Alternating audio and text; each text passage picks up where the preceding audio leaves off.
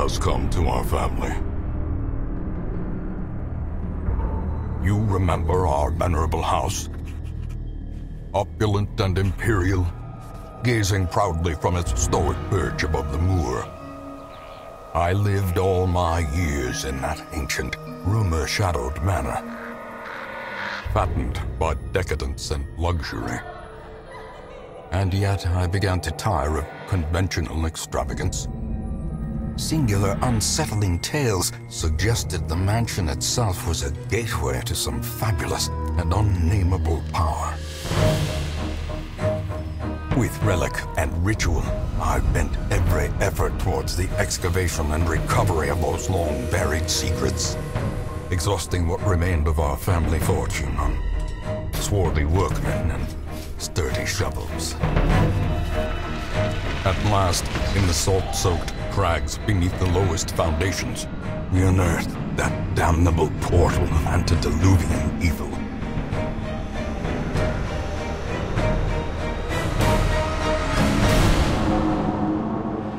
Our every step unsettled the ancient earth.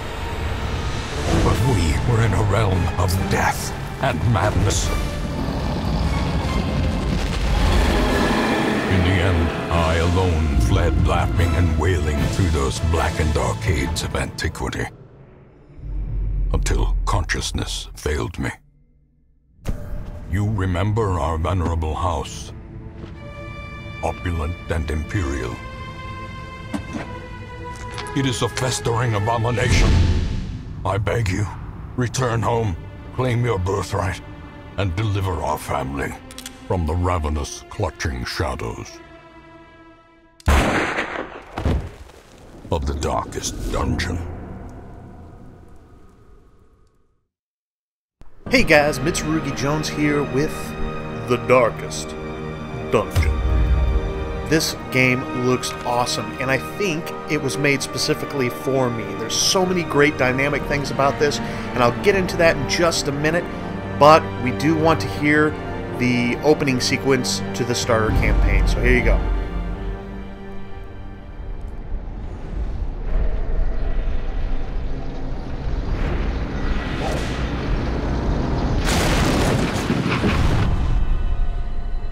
You will arrive along the old road.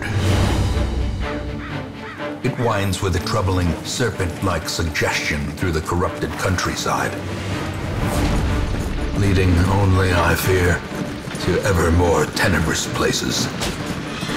There is a sickness in the ancient, pitted cobbles of the old road, and on its writhing path you will face viciousness, violence, and perhaps other damnably transcendent terrors.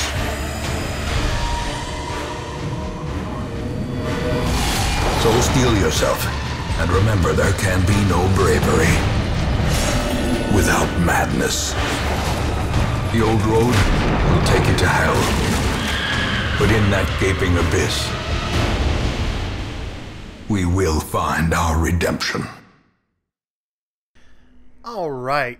Now, let's get into the meat potatoes of the game. This is going to be an introductory level here. So go ahead and close this. I have played this game. Well, to be honest with you, I played the shit out of this game for about the first 6 hours. I purchased it. I kind of wanted to check it out for you guys. So I started to play it just to kind of learn some of the mechanics. And then 6 hours later, it's like, holy shit, this game is awesome. And then I went, oh, wait a minute, I was supposed to be making a video about this game. This game is an early access game. That's the bad news. The good news is it feels like a finished game. Between the art style, the voice acting, the dynamics of the game mechanics, everything feels pretty solid. I'm really surprised this is even released as an early access game.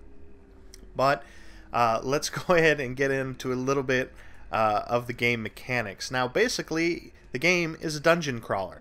You can click on a point on the screen to move your party left and right. You click on one of these. Brigands have run up these lanes. Keep to the side path. The hamlet is just ahead.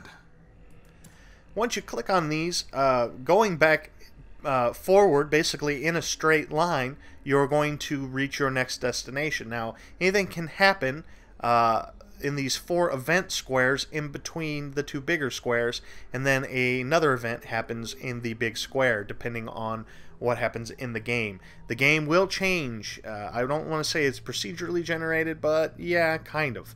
But the art style remains pretty much the same for the entire level that you're going to play, with some interesting art background. Now this is the road to the actual city. Dispatch this thug in brutal fashion, that all may hear of your arrival. And we have an enemy that has popped up here on this square, and we need to take care of him before we move on. Later on, you will be able to retreat from these battles at some point, but I'll talk about that when we get to it. Now, you normally have 4 people in your party. Now, each person is unique and individual, but they all are basically like a knight is always going to be a knight, or the Secret Crusader, I guess is the name of the character. Now, he'll always look like this, and you will get multiple people because lots of people die in this game. You can see here that he's got things that positively affect him, and then things that negatively afflict him. Like he likes to steal. He's a kleptomaniac. He is in town will only pray. So he's God-fearing. So he can only pray for stress relief. And he is a warrior of the light, so it gives him a bonus to damage. Up here you can see where they can be at in the actual party. If they're blacked out, they can still be there, but they won't be able to do anything to any enemy. The bright sort of yellowish green color means at full force means that this is where they do best. This is where they want to be in the party. And in some options you can see where it is dimmer. Let's see if the thief, I think, has some of those options. As you can see, there are some like sort of dimmer colors. That means they can be here and use some of their skills, but they prefer to be in these areas. This also means depending on where they're at in the party, who they can attack. If they're in the preferred position, they can attack. They prefer to attack here, but they can also attack in these areas. Now, depending on what skill you're using, like say here, like say he's here, and this guy's here, he may only have one skill that he can use to attack this guy. And there are mechanics in the game that will push your party forward or backwards in their battle line, their position in their line. Either you can move them, or your enemy's attacks will do something to move them out of line, and then you'll need to put them in. You'll need to decide if you need to put them in another position, or if you can leave them where they're at and they can still be effective. You have your resistances here to different things in the game, different attacks. You have your max hit points, your percent of dodge, your protection, speed, all of these kinds of things. Later on we'll get into the armor. That's not important now. We'll get into that later. And I think that's pretty much all we want. Just as a side note, you can rename any of your heroes' names if you so desire. I would suggest waiting till they get a couple levels before naming them, though, because you'll run out of names real fast. So let's go ahead and get into the mechanics here. This is only one guy, so I don't need that. Don't need that. Let's just go ahead and make him bleed. Will he bleed? Nope, he resisted. The bleeding effect essentially makes a person's health go down each and every turn for a set number of turns. Bash him in the face, and he's dead. The enemy crumbles. As you might expect, this is a starter level, so this one's going to be fairly easy. Although the first time I played the game, I lost one of my characters on this very map. And it's not even very long, but it just took me a minute to figure out what was going on. Now, there are things on the map. You can get loot. Whenever you come up to a chest or lootable item, you need to click on it. You can select which person is going to open it. Like, I probably don't want to let him open this because he has the propensity to steal. He's a kleptomaniac. And he may just take the items for himself, and then I don't get them. So I'm going to go ahead and have the Highwayman, the roguelike character, take it for me. And it looks like we got some gold. Nothing unchecked. There is much to be found in forgotten places. There can also be traps on things like that, so you need to be careful and pick and choose your people carefully, because they can get hurt opening things. You just click on the door to open it. An ambush. Send these vermin a message. The rightful owner has returned, and their kind is no longer welcome. Okay, now these guys are surprised, which means I basically get a full turn before they can react to anything. So let's see. This guy is a beast, the Bloodletter. He's got this giant whip. He can make us bleed. I'm going to go ahead and try and make him bleed. Human characters are susceptible to bleeding. So let's go ahead and attack him. Oh, Lord. Hopefully I don't waste this turn. Let's go ahead. Pardon me. Now we could try and stun him. And if you hover over the icons, they tell you what they do. Essentially, this one is a melee attack. It has an armor base of 85, a damage modifier of negative 67, which means it's only going to do 67 of the potential damage that he can do. And the stun base is 100%. Now, this gentleman here has a stun resistance of 50%. So you take the difference between the two numbers, which means you basically have a 50-50 chance of stunning him. So I'm going to go ahead and try that. Now, it won't hurt him very badly, but it'll keep him from taking his next turn, and I would really enjoy that. Oh, he resisted. That's not good. Alright, let's try and make him bleed again.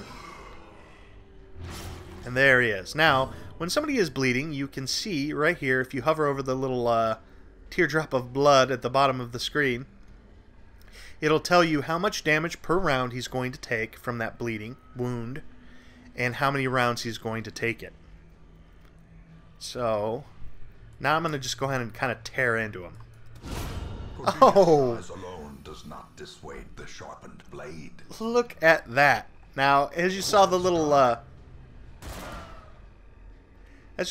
halo over his head, that meant that it was a reduction in stress. As they go through the dungeon and get hit, and certain things happen to them in-game, they will take stress. This stress will pile up and basically do something mentally damaging to your character. He may become paranoid. He may become a masochist. If he was a masochist, he's going to want to get to the front of the line and take as much damage as humanly possible. He might not want to heal. He might not accept healing. If he is paranoid, he might not accept healing because he's afraid you're going to do something to him. There's all these interesting game mechanics of what mentally your characters have to go through. And the higher the stress level, once the stress level goes all the way to the top, they're going to either break and become paranoid or masochist or any kind of number of afflictions, or sometimes, rarely, more often it's you break, but sometimes they'll come out of it and fight against their adversity, and it makes them that much stronger, which is really cool kind of dynamic to the game. But let's go ahead and finish this guy off. We'll get a little bit more into that as we travel the next dungeon, because you will see people break. Unless I do an extremely good job, which it's extremely hard. You got to be very lucky in order to do that in this game. As the fiend falls, a faint hope blossoms. This little icon, the seal, will come up when you are finished with a particular level. You may not have explored an entire dungeon. As long as this comes up, you can leave that dungeon at any time. This here, I'm not sure I want to open that. Every single time I've opened this, it's been a trap. But let's go ahead and do it again and see. Now see, the name of it even is Bandit's Trap Chest. You know what? Screw it. I'm not going to do that. Let's go ahead and get out of here. At the ending of every dungeon level, you will come up against this. This is the loot screen. These are very important, and I'll discuss that in just a couple of minutes. Essentially gold, you get these different gems and things that are worth money. You do not have to sell these. They just automatically become transferred into gold that you can use. These are your collected heirlooms. Remember, you are trying to save the castle's prestigious history, and you use these heirlooms in order to upgrade your town and to draw people to your manor house, I guess is the best way to put it. You will also see what kind of experience they get. They start out at 0. These guys have leveled up to 1 here. It shows you what their plus in the resolve is. And when you click these little shields, they tell you what afflictions they've gained throughout the dungeon, essentially. So this one's a runes explorer, so he's got a 20% chance of scouting whenever he comes into a dungeon. This one, he has necromania, and he has fascination with corpses. Well, that's interesting. So let's go ahead and return to the town. This is the town. This is just a loading screen right now, but once we get past this loading screen... Welcome home, such as it is. This squalid hamlet, these corrupted lands, they are yours now, and you are bound to them. Okay, now you get to see it goes by week, and every week, if you go into a dungeon, that passes a week. You can pass time no other way that I've been able to find. It shows your objectives here, the different things that you have to defeat, and some of the things that you have to receive roster-wise and things. These are your two starting gentlemen here. Go ahead and close this up. You can see them. They're over here on this panel. This is basically your pool of party people. When you go into a dungeon, you need at least 4 people to go into a dungeon. And conveniently, the stagecoach has 2 new heroes. Women and men, soldiers and outlaws, fools and corpses. All will find their way to us now that the road is clear. Now, I have played every one of these characters, and it is my hope and dream that they add that many more to this game eventually. But right now, these are awesome enough. So we'll go ahead and close this. Now, every week, you get new adventurers coming to your aid. Essentially, you are the leader of the manor house, and you are hiring these people to come and go into the dungeon to fight whatever the hell is down there. Very Cthulhu-esque, if you ask me, a little H.P. Lovecraft, which is awesome. That's one of my favorite kind of genres. But let's see, we got here a Seeker Plague Doctor. What better laboratory than the blood-soaked battlefield? And then you have a Priestess, or Seeker Vestal. A sister of battle, pious and unrelenting. And so you have your 4 characters that you need to start your next dungeon. Now, me, myself, looks like we got some starters, so we'll go ahead and talk about this. These are your heirlooms. Different heirlooms do different things, or are required to purchase certain upgrades in your town.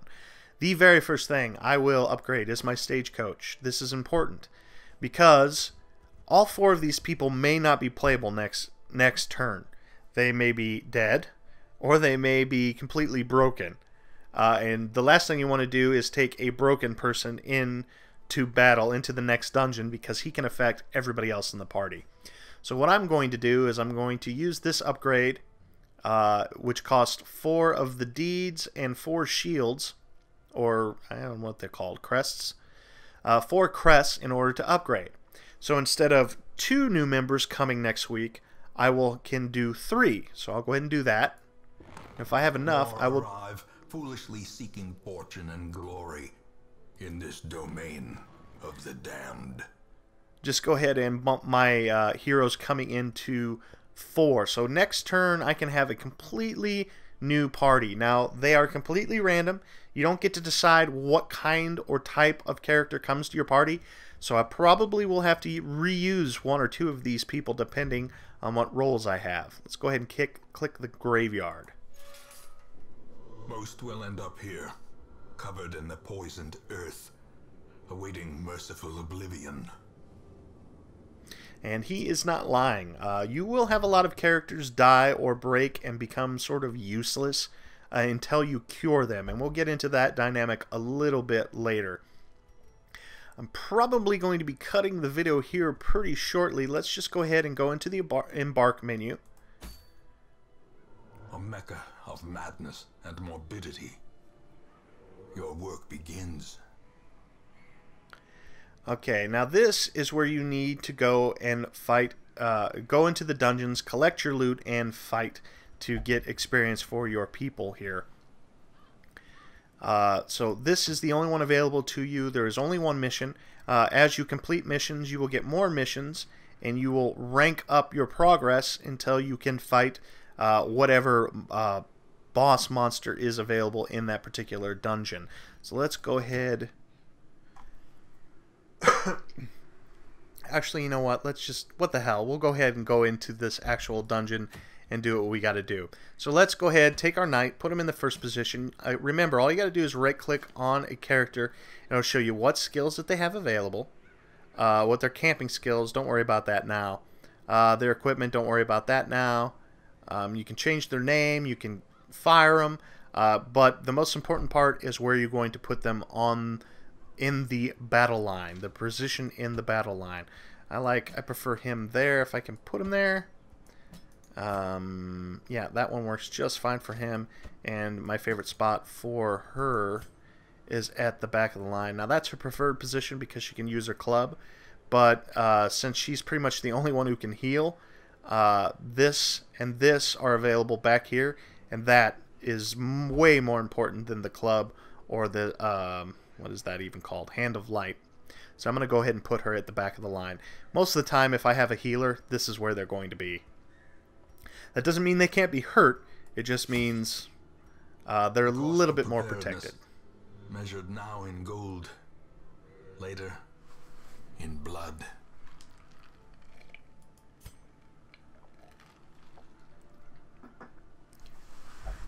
Alright, now we have the provisions. Now, these are the things that we need to take with us in the dungeon, the important things, such as food. Food is extremely important. I'm going to go ahead and buy, well, they suggest 8. I'm going to make 10. They also suggest 4 torches. I'm going to go ahead and buy 5. Torches keep the party lit, and I'll explain that in a minute.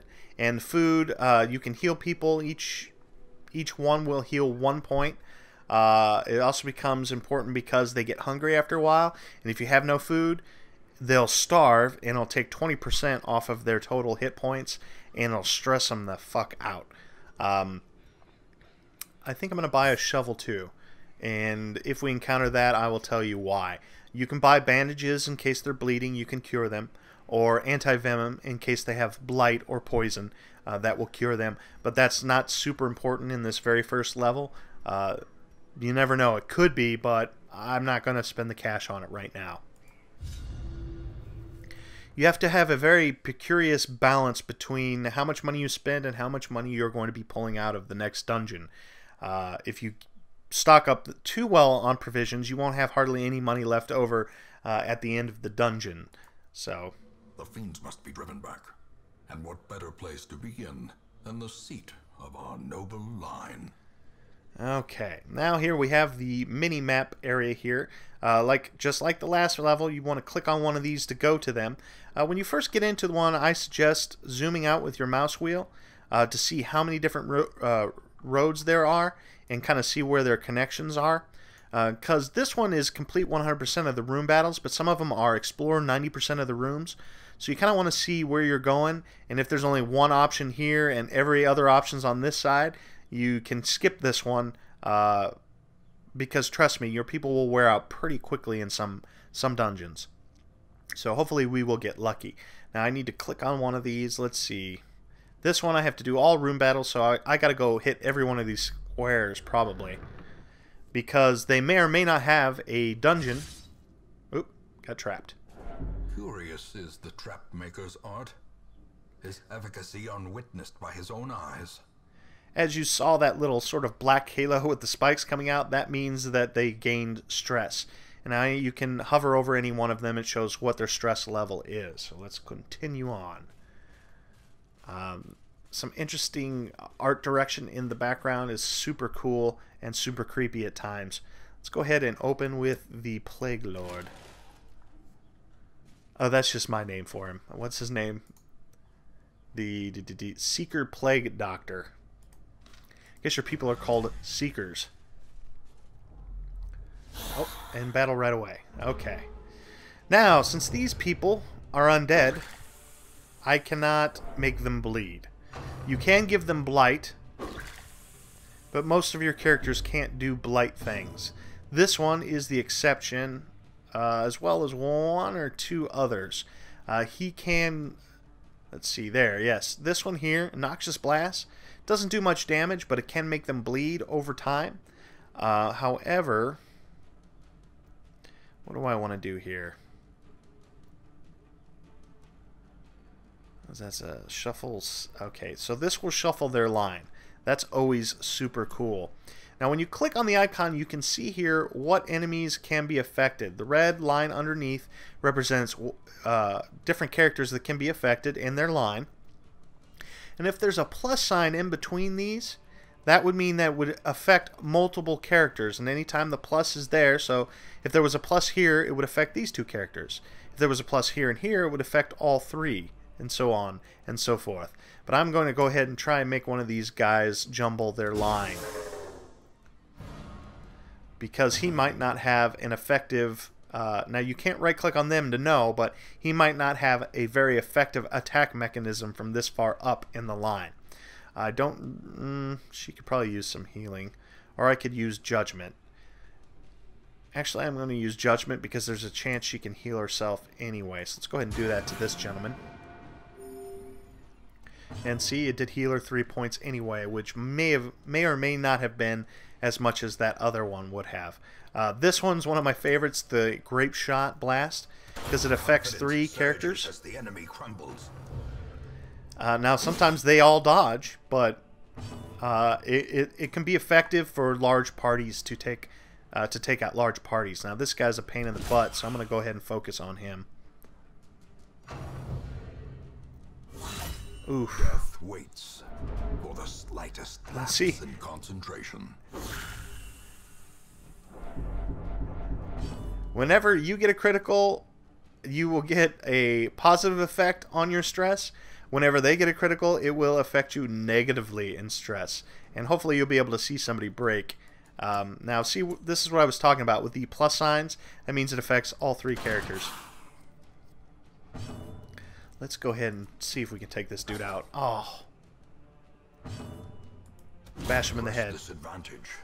Give them no quarter. Excellent work, my friend. Siegfried! Since everybody's hurt and this guy's pretty badly hurt, I'm going to go ahead and use Party Heal.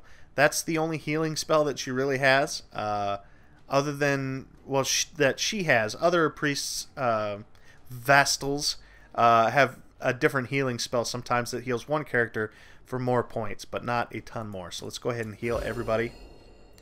You will either heal for 1 or 2 points. That can be upgraded later on, but we'll get into that probably in another video. Now, when your character runs out of hit points, you become at death's door.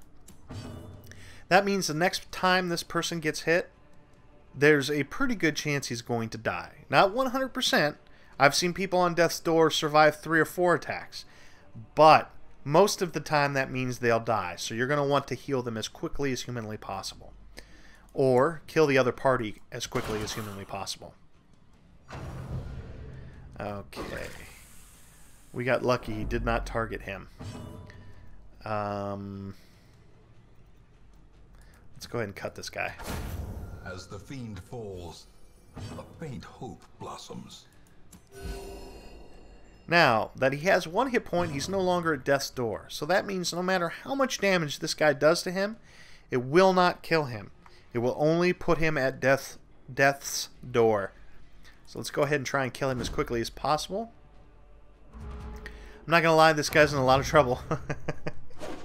There's a good chance this gentleman will not be with us next week. So let's go ahead and attack him. Death. Alright, you got this. Creatures can be felled. They can be beaten. Got this nice little interesting rack. Gold, trinkets and baubles. Paid for in blood. Yes, the gentleman likes to talk, but he always has super cool things to say in that awesome voice. So let's go ahead. It looks like we did get to scout. If you remember right, he got the scouting skill. So his 20% chance worked, and we got to scout a little bit more of the dungeon. Unfortunately, we're not off to a wonderful start. Okay, so as you can see, here is a trap. We have discovered a trap. Now you can click on which person you want to try and disarm the trap. Generally, your roguelike characters are better at doing it, so I'm going to go ahead and use him. He may set it off, or he may disarm it, which we got lucky that time. Also, besides the A and D key, you can click on the screen and we'll pull your party in that direction. So let's see. Stack of books. Sounds good for a priestess. Or a vastal. Oh, and she read an unnerving passage and it stressed her the hell out. Now she's broken. The human mind. Fragile. Like a robin's egg. And when they become broken and afflicted, they get this nice little thing called whatever it is called. Now this is abusive.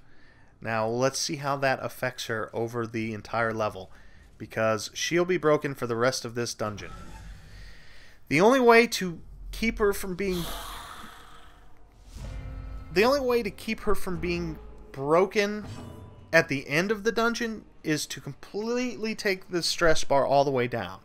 I will not be able to do that. That has to do with, say, camping or being really successful with a character. It's extremely hard to do, so most likely she's going to end up broken when we get out of here.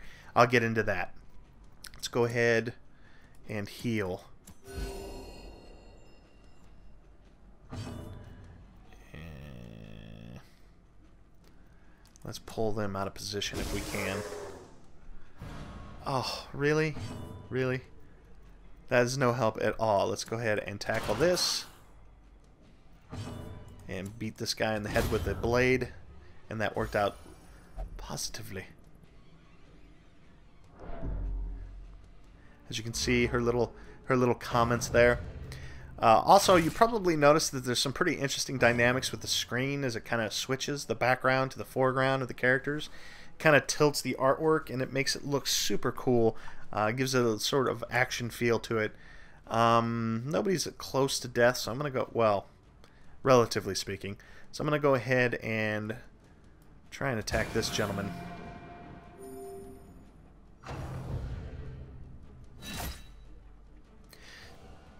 The bad thing about the archers is they can attack your back line very easily. The good thing is that they don't have guns, because the guns can take out multiple people pretty quickly. Let's go ahead and grape shot, hopefully kill this guy. I don't really need to change them in position anymore, so let's just go ahead and start cutting pieces off of the undead.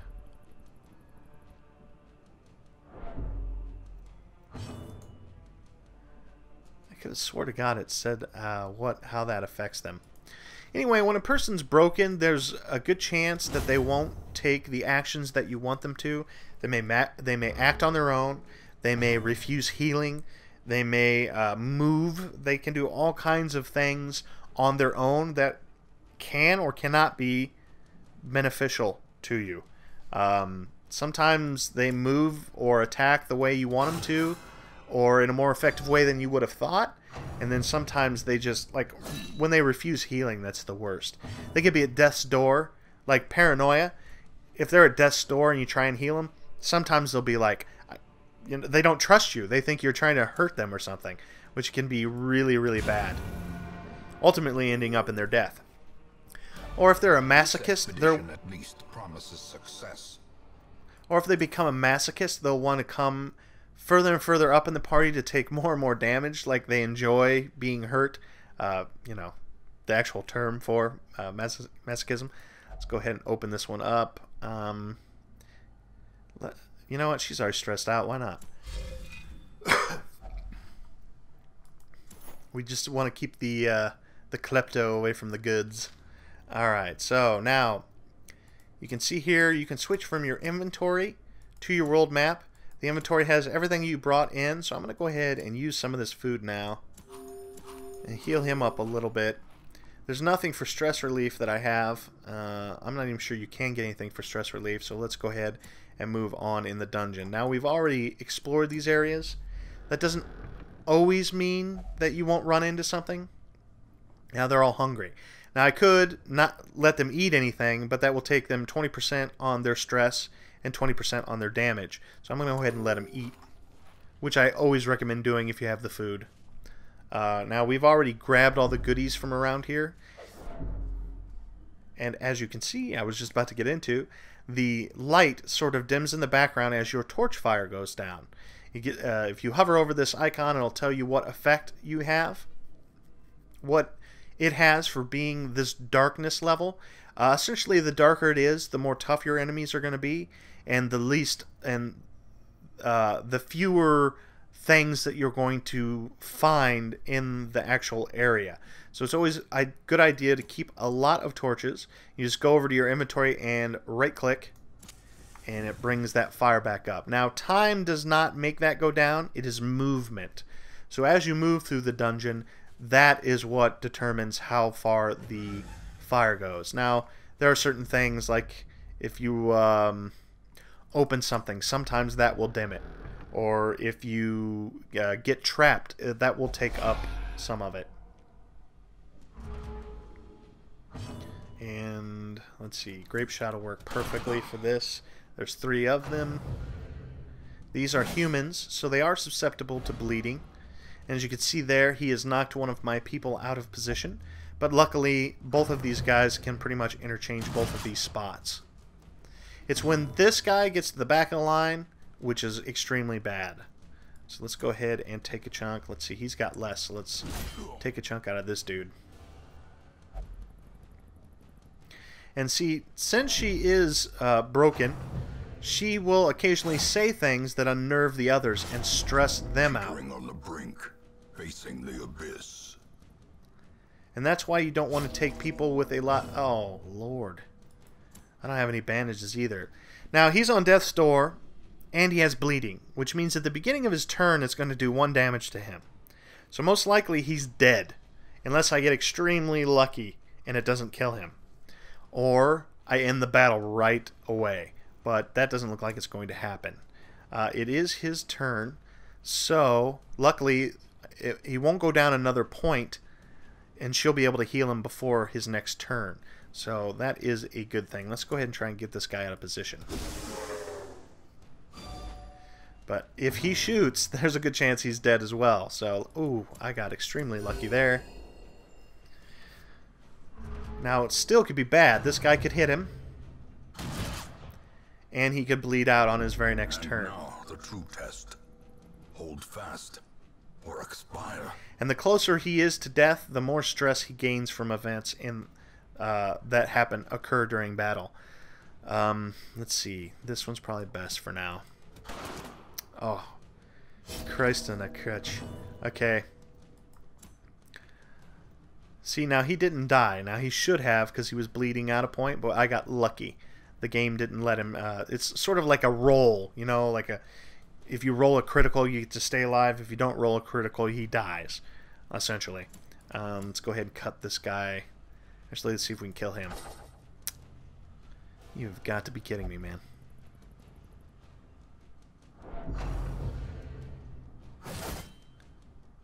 Now, did you see that?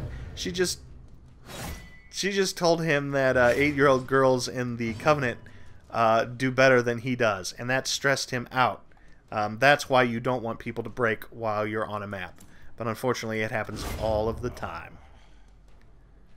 Especially towards the end of a dungeon. Let's go ahead and heal him. Not that that will last very long. Ugh. Injury and despondence set the stage for heroism or cowardice. Yogg. Uh-oh. He's broke now.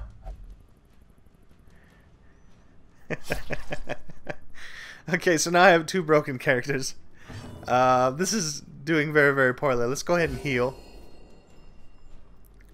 I might have to actually escape out of this dungeon right after this battle. So let's go ahead and grape shot. You know what? Actually, no. Let's try and make this guy bleed. And he is excellent. That is going to help out quite a bit over the long haul of the battle.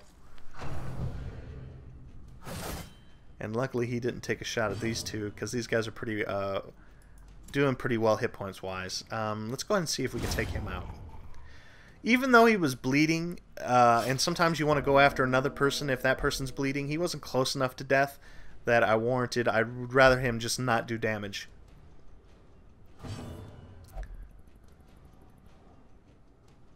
Okay, now see, since he's broken, he just took an action on his own. I didn't even get a chance to do anything. Let's go ahead and bleed, sucker. Excellent. Now, that killed him. Prodigious size alone does not dissuade the sharpened blade. Excellent.